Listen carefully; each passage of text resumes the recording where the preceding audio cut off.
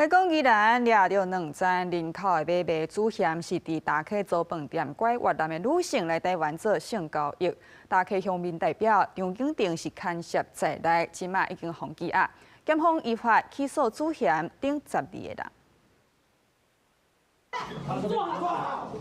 大批警力攻击饭店，一个现场人员佫提工具破门，要将人口黄昏集团全部抓起来。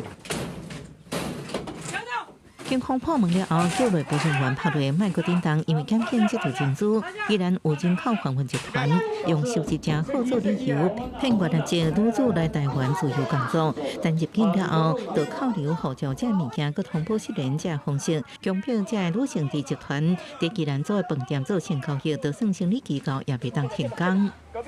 经后续扩大追查，查知这个人口贩运的主嫌是一名陈姓女子。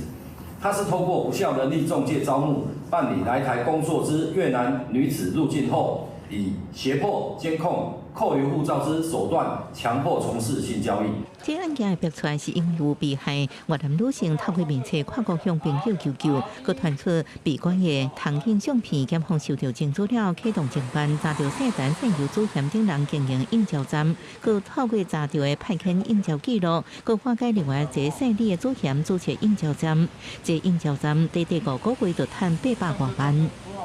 本件提起公诉，并且检察官就主嫌分别具体求刑有期徒刑9年。检警发动800搜查成8人，用违反人口贩运防治条例等罪嫌起诉涉案的12人。另外，这案件也被检方查出，大溪乡民代表张景庭牵涉做姓陈姓由主嫌的应召站门神，目前已经遭到羁押。检方另案继续侦办。记者综合报道。